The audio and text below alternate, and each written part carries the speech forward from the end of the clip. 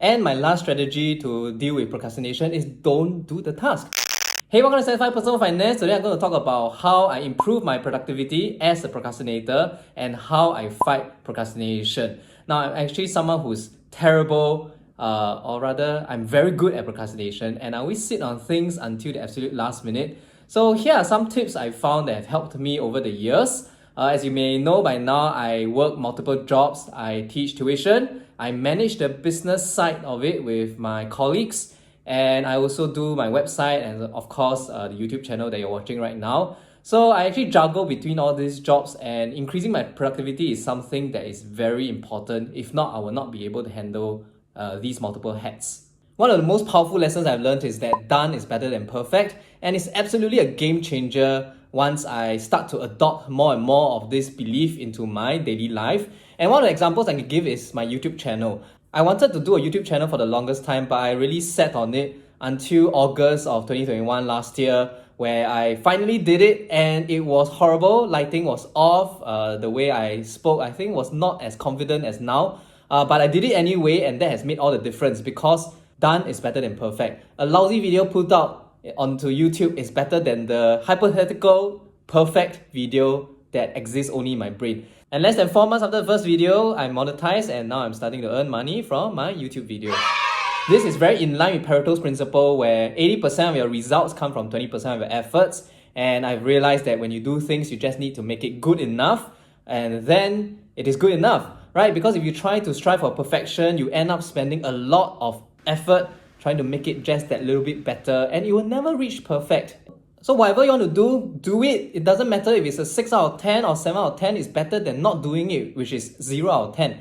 You can never reach 10 out of 10, but you can always try to put out something that's good enough and then strive to improve it as you go along. And hopefully my videos have been slowly improving in quality. Help me do a quick favor and tap the like button, and for every like that this video gets, Kylo gets a boop on the nose, and for every 10 likes, he gets one treat. When it comes to my procrastination, I realized there are 3 ways to handle it. And number 1 is to lean into my procrastination, which means I give in to my procrastination, but I do other things in the meantime. For example, I was procrastinating on doing this video. So in the meantime, I went to do all my chores. I cleaned the toilet.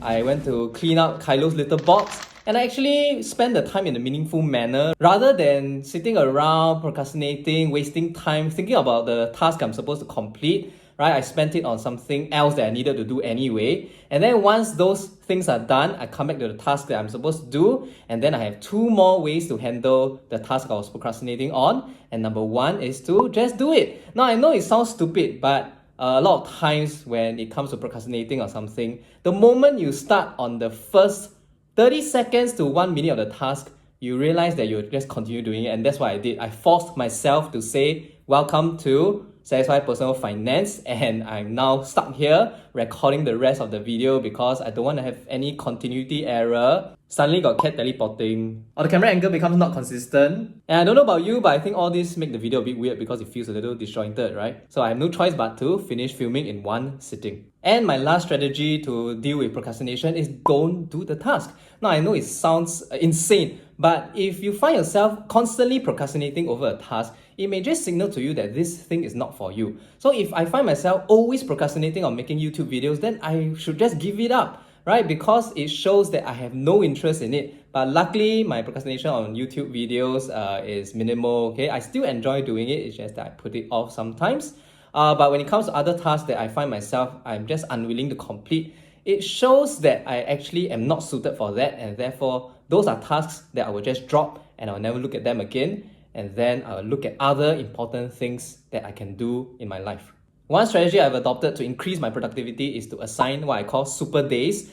So I will spend that entire day blocking out the time just for tasks and chores that I'm supposed to do, right? And for me, I designate Sunday to be my super day. So the whole Sunday I blocked out just for work. So I don't even entertain any thoughts of going out or meeting any friends. I would just spend the entire day doing chores, cleaning up my place, filming YouTube, editing videos, doing my business tasks, etc. I have to be productive during those times.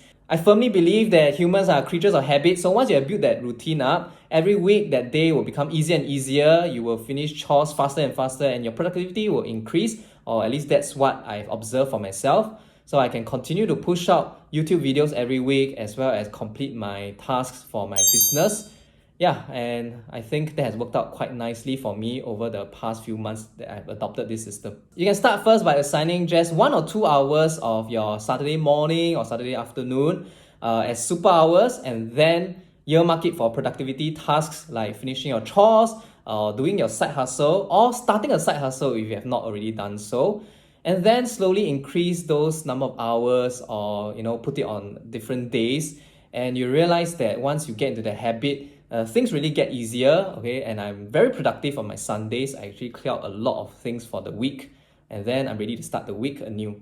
Another habit I have, and I think it may be quite controversial, some may disagree, is that I realize that taking public transport actually helps me with my productivity because I can use the commute time to do work or even relax and unwind. So for instance, I can go on a bus, take out my iPad and then start writing an article, or I can watch my Palace drama or my Netflix drama, right, and unwind. And when I reach home, I'm sufficiently entertained, and then I can do my work rather than catch up on my drama when I'm at home. If you drive, you obviously are going to spend that commute time, even though it's a shorter commute time, driving. And if you take cabs, first of all, it's expensive, and secondly, I find that the friction to booking cab, telling a driver where to pick me up, and etc., and waiting for the cab, it creates a kind of stress that I don't find in taking public transport, which is automated. I can do it on autopilot, right? I don't have to think about it. So I find that taking bus and MRT actually helps me to increase time I have for work and entertainment, and also it helps me save money. So it's one stone, two birds. Now, lastly, I have a habit that I think increases my productivity, and that is instead of listening to music, I listen to audiobooks and podcasts, because during my commute time, I can actually increase my knowledge about the world and learn new skills or learn new pieces of knowledge, which music does not actually provide me with. Podcasts I listen to include The Motley Fool, which gives me financial insight to what's happening in the markets right now, so it can help me invest better. And audiobooks like How to Calm Your Mind helps me manage stress. Yeah, and so these I find are a lot more useful than listening to music. I'm sorry, Lin Junjie, I'm sorry, Jay Cho, but audiobooks and podcasts are more helpful to me. And yeah, I think you can actually squeeze in an hour or two during your bus rides every day, and that knowledge can add up to quite a substantial amount. Check out the description for some recommendations of audiobooks to listen to, podcasts to listen to, and maybe an app if you want to download. Again, I have a referral link for that, right? So check out in the description below. What about you? Do you have any productivity tip you'd like to share with us? Okay, I'm a very terrible procrastinator, and I'm always on the lookout for ways to fight my very bad habit of procrastination and being unproductive. So I really appreciate if you left a comment below and share with us how you fight procrastination and improve your productivity. If you like my content, drop me a like, leave me a comment, and subscribe to my Telegram group for more content and great deals. I'll see you next video.